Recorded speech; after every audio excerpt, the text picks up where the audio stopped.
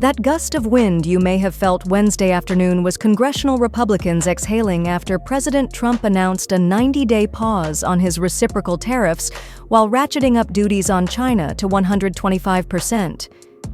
"I honestly think this is genius from Trump," one senior congressional GOP aide told the Post following the announcement.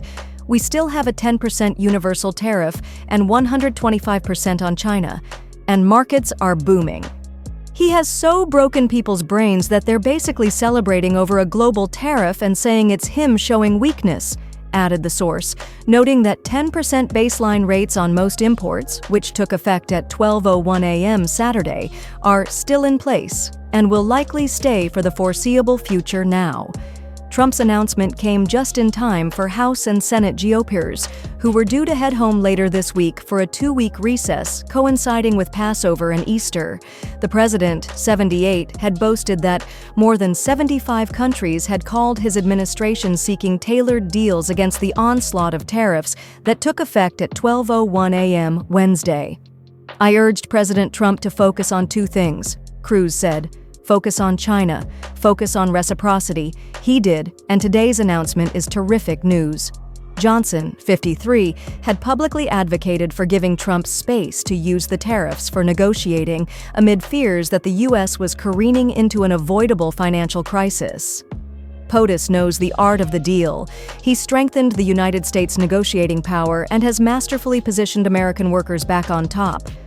"The days of the United States being ripped off by other nations are over," House Majority Whip Tom Emmer, R-Min, remarked, echoing Johnson's language.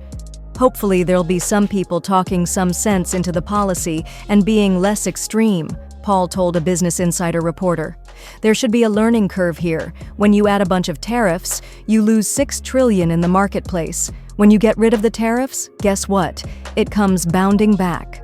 Senator Chuck Grassley, R. Iowa, who co-sponsored legislation to claw back presidential power on tariffs, simply hailed the pause as good news.